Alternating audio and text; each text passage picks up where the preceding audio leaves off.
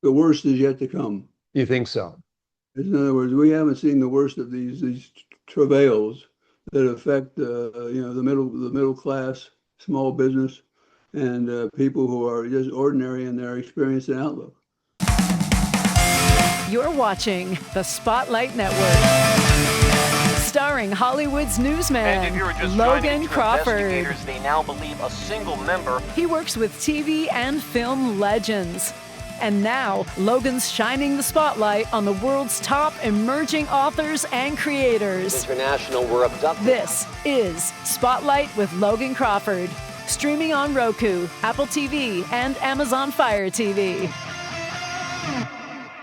I'm Logan Crawford, and right now on Spotlight, we're diving into an edge-of-your-seat political thriller that feels all too real.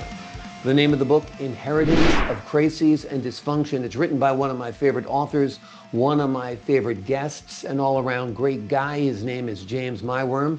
And the story is about a retired U.S. government insider who was pulled back into the shadows of diplomacy, navigating a minefield of global tensions, partisan warfare, and covert missions. With a gripping mix of international intrigue and razor-sharp social commentary, this novel exposes the high-stakes cost of failed leadership. We're delighted to have this very talented author join us once again here today on Spotlight. We thank the team at Prime 7 Media for helping us put him in the spotlight today. And we ask viewers like you to support authors like him by subscribing to our channel and by purchasing his wonderful book. The links are below this interview. James, great to see you here today. Great to be back, and appreciate your opportunity to chat with you as always. Love talking to you as well. You're always insightful. This book feels like it was ripped from today's headlines, but it was actually crafted a while ago, but it has that timeless quality. Tell us a little bit about the genesis of the book. Well, it's sort of it's got a different genesis than a lot of books these days, I think, because it started out really in late '99, early 2000. It was sort of a product, if you will, of the COVID time frame and the things that were going on there. And I took ill for a while and had time on my hands and began to think about what do I do when I reach that magic modern limit on the amount of time you can spend at a particular organization.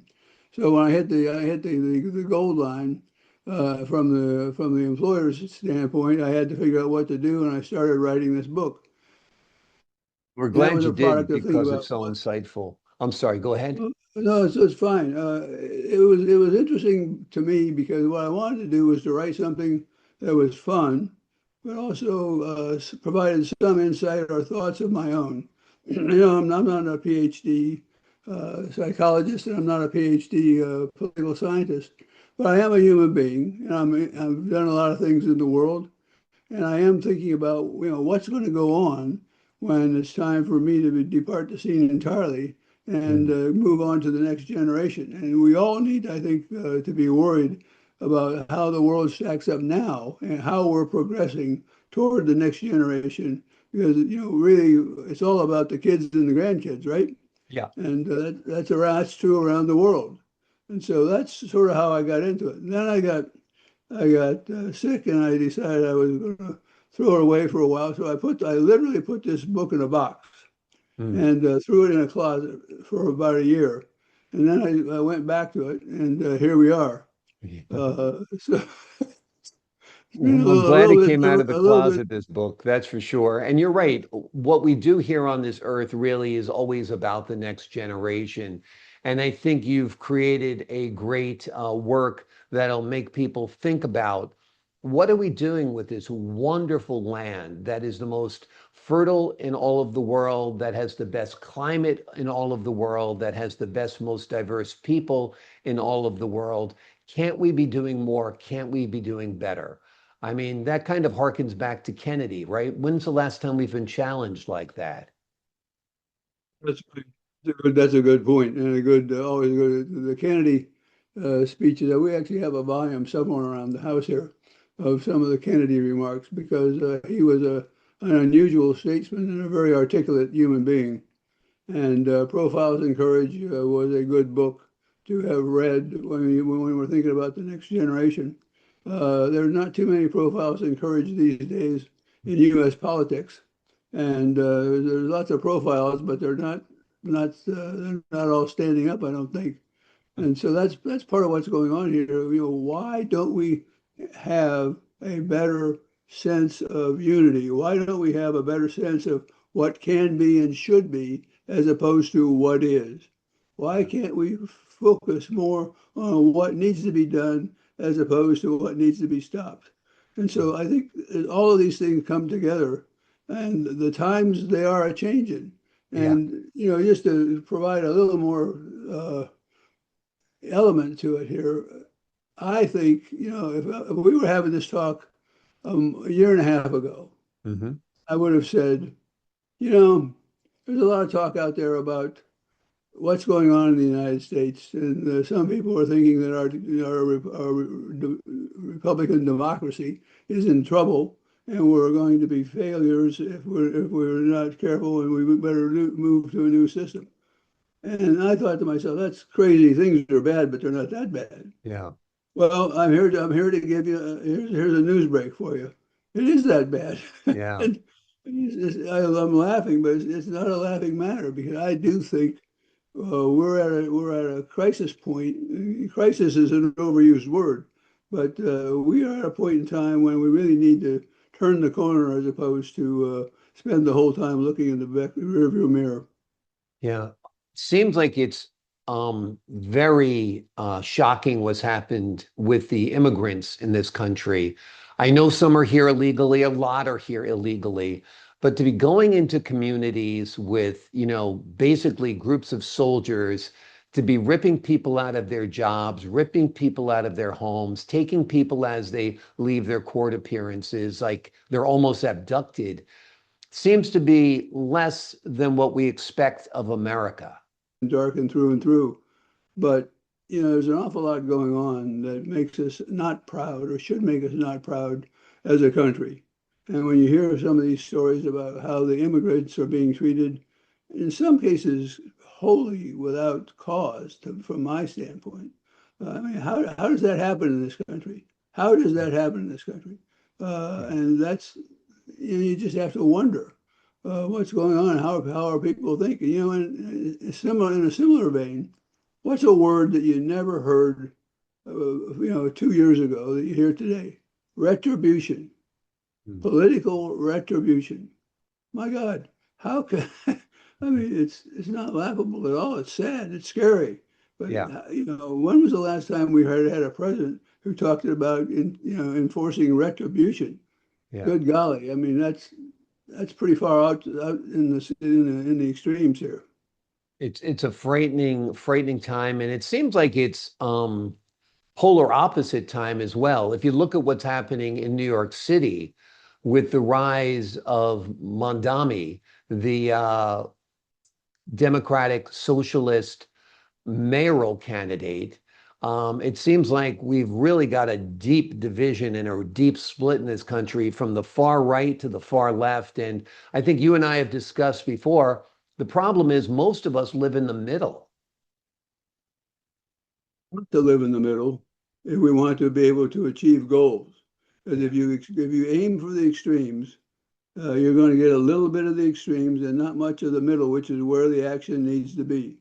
And I think, if we could do nothing more than focus people's intention on the need to stay in the middle, be in a position where one can compromise around issues that are sometimes difficult, sometimes not fun, but nonetheless are out there to be addressed. I think that's a useful characterization of what our goals need to be around. And I couldn't agree with you more that what's happening with the immigrant community.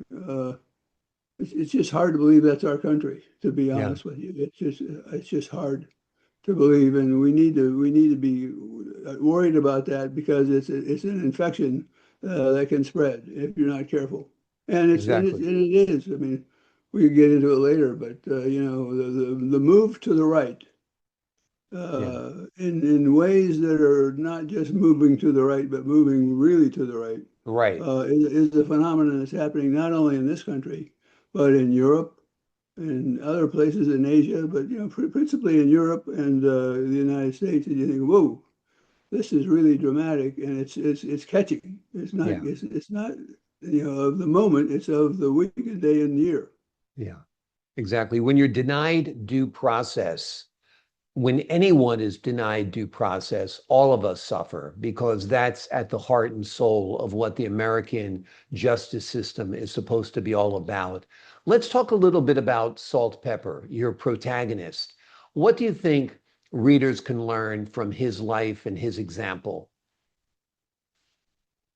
But every man in some respects. Salt was a guy who grew up in the middle of nowhere, from the hills near the Blue Ridge Mountains in Virginia. Went to a local high school, small town. Not all bad. That's sort of the way I grew up. Mhm. And you miss a few things, but you get a lot. And Salt was sort of one of those guys who sort of was somebody who inherited and was able to build on the inheritance of judgment and caring and thoughtfulness about. And he understood that to understand others was important to making progress. And if you understood, you can listen and you can make some progress. And so I think listening was something that Salt was probably good at. And we evidenced that in the book when we talked about scenes from various venues. And that was part of the nature of the book, was to say, okay, here's some ordinary Americans or ordinary French or ordinary whatever language you want to talk about. You say, these are ordinary people who have been turned into observers. And what Salt did was he actually sat down and talked to people and would listen and talk, but not in a clashing way, but in a thoughtful way.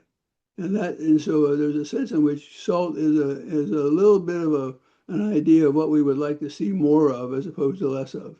And so he was a listener, he was a thoughtful person, he had skill sets, but he also had care. So he cared about his country, he cared about his fellow citizens, and he cared about what the government was doing and spreading in terms of the kinds of things that are being talked about now. He wasn't grown up to talk about getting back at people. He talked about being positive and getting things done as opposed to retreating. Yeah. And he retreats to rural Virginia, and that has quite an impact. Tell us about why he retreats to rural Virginia.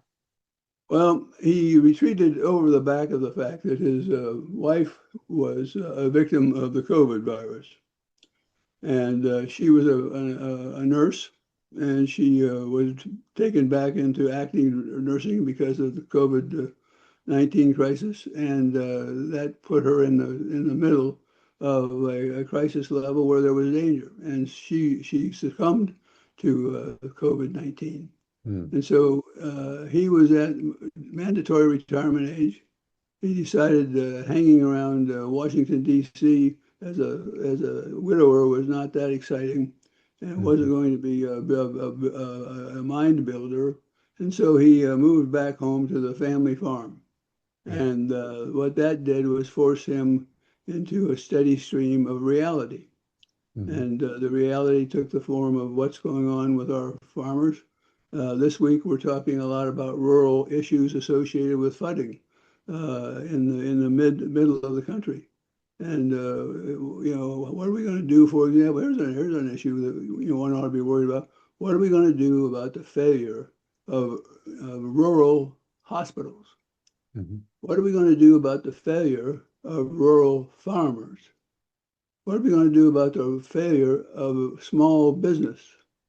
What are we going to do about the failure of businesses that are in the medical zone who are being flopped around with different regulatory schemes every week or two? So there's a lot of day-to-day stuff that is being affected in ways that are very hard to keep track of or understand. And it's hard to explain to somebody sitting in Salt's old hometown what's going on and why. And so the book is a little bit about the dialogue with the barber, the car dealer, the school took the form in this case of a small university.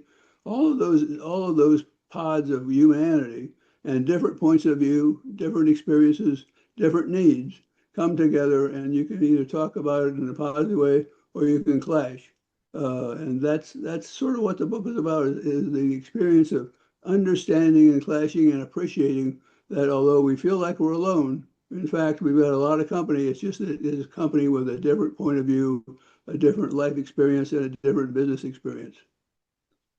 Absolutely. I think it would do good for the souls of all politicians to get out of Washington a little bit and get into rural Virginia or wherever home might be or might have been, and see what the real people of this world are doing for living and dying and breathing and paying their bills and putting food on the table, because all of that stuff is crazy expensive right now. I mean, the real impact of inflation is the cruelest tax of all. It's the wealthy are impervious to it.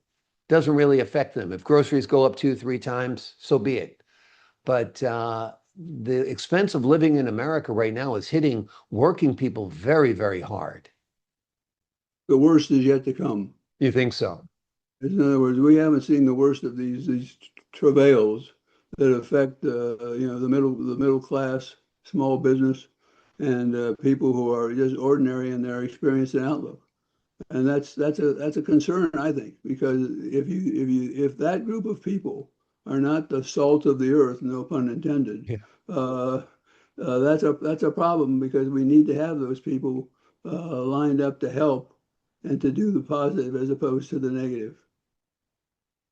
Yeah, we need to do something. We need to address it. I don't know if this huge spending bill that we just passed is going to help things or make things worse. A lot of economists, of course, feel that it's actually going to fuel inflation. And again, like I said, that's the cruelest tax of all. Before we leave you today, James, let me ask you this. What message do you hope readers take away from Inheritance of Crises and Dysfunction? It's a couple at a high level. One would be, we all have a lot more in common than we do differences. Yeah. And we can take advantage of what's in common if we listen to other people who have legitimate points of view. They may not agree with us and you may not agree with them, but the ability to have a rational dialogue and to talk things out is important. Because if you are voting or acting based on the headlines on the nightly news without injecting your own reality into it, that's a problem. Yeah. I think the injection of reality and talking about people in their own being, their own sense of being, is important because it's important that you understand that, and it's important that they be listened to. Absolutely. Absolutely. Well, we're glad that you have sounded the alarm, if you will. Hopefully it falls on ears that are not deaf, that people do take action. They realize that we have a precious democracy and that we always are truly just one election away from losing it all. And we certainly don't want that to happen, because we do, in my opinion, live in the greatest country that the world has ever known. But let's keep it that way. We have to work at it. Democracy and this wonderful republic of ours takes work. The name of the book we've been talking about today is Inheritance of Crises and Dysfunction. It is an urgent, thrilling novel that unpacks our polarized world with sharp insight and global scope. James, thanks so much for joining me here today once again. My pleasure. Great having you on the show, sir. I appreciate your insight, your wisdom, and your heartfelt patriotism. To the folks at home, I'm Logan Crawford, thanking you for your time this time until next time on Spotlight.